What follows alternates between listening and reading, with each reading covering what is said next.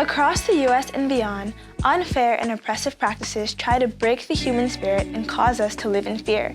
However, we continue to overcome because our faith cannot be broken. We serve a God of infinite possibilities.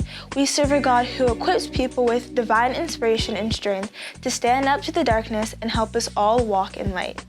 History reminds us that our faith cannot be broken. Rather, our faith is strengthened.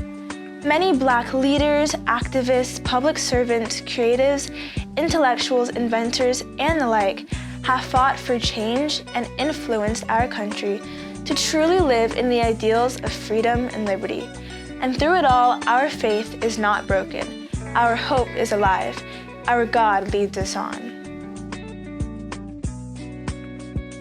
As far back as the 1800s, history reminds us that political power did not come easy, but through great sacrifice and activism, Black people changed the face and focus of the government and impacted our communities. Hiram Rhodes Revels broke political barriers in 1870 when he was elected as a Republican by the Mississippi legislature to the United States Senate. He was the first African American to serve in either chamber of Congress. His historic election did not come without opposition from right Southern Democrats. They challenged his constitutionality of his election and argued that he did not have enough years in citizenship. During Rebel's time in Senate, he advocated for the eradication of segregation and promoted the civil rights of Black Americans. He also caused controversy when he nominated a Black candidate to the U.S. Military Academy at West Point. In addition to being a U.S. Senator, Revels was also a minister in the African Methodist Episcopal Church and was appointed as the first president of Alcorn Agriculture and Mechanical College, now Alcorn State University, a historical Black college. Ida B. Wells was an African-American journalist, activist, and sociologist who led an anti-lynching crusade in the United States in the 1890s.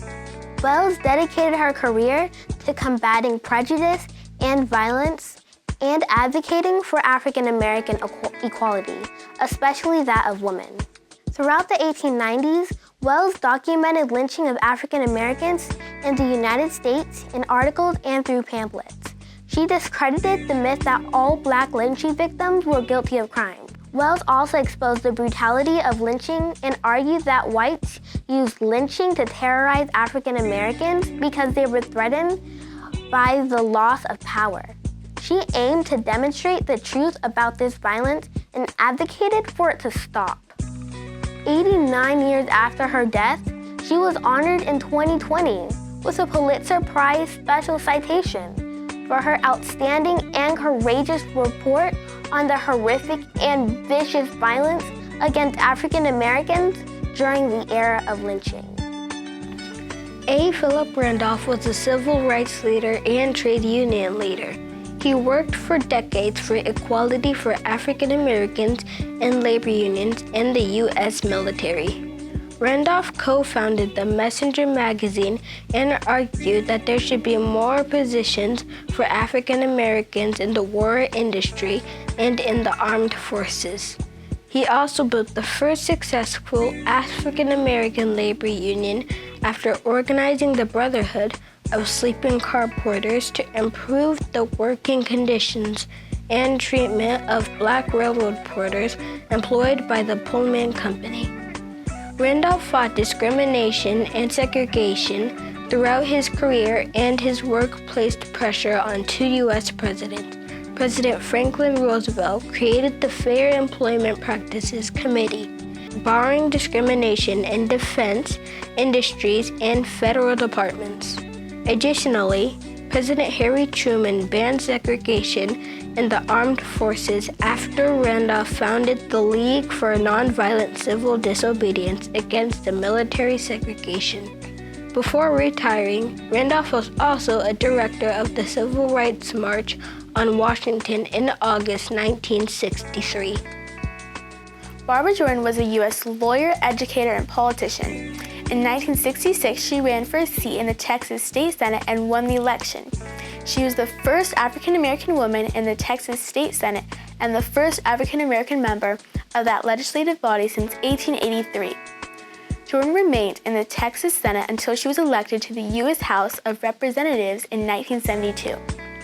In the House, Jordan worked for laws to improve the lives of minorities and the poor. Jordan became known as one of the most talented public speakers of her time. She gained national attention when she gave a speech for the impeachment of President Richard Nixon in 1974.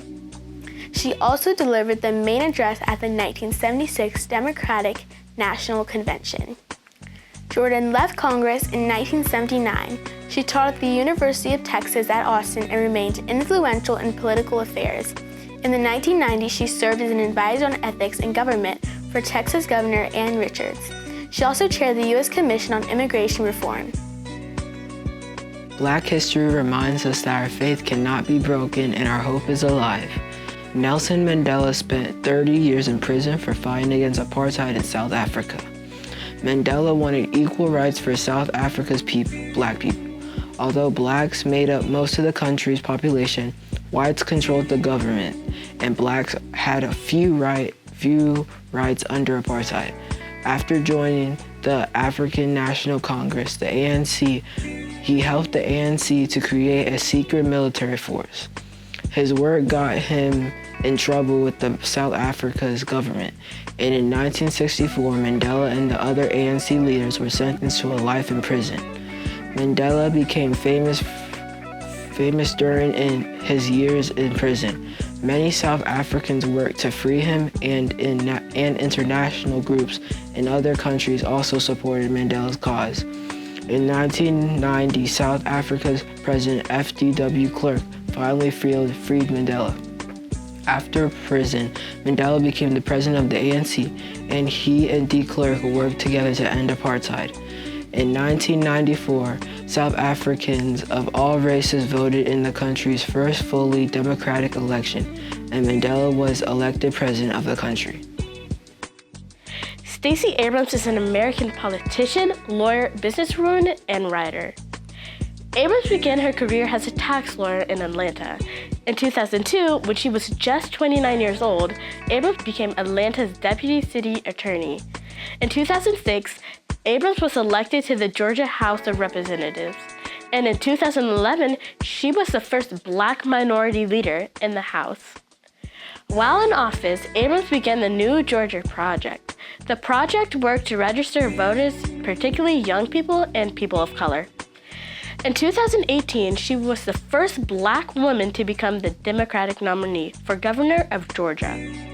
She lost the election by the small number of votes. Since the election, she has worked to support and protect voter rights and to increase the number of voters in Georgia. Black Americans have made huge impacts in our political systems through the years. Their tireless work has made our country better. Their work reminds us that even in adversity, God strengthens, God provides, and God leads us on.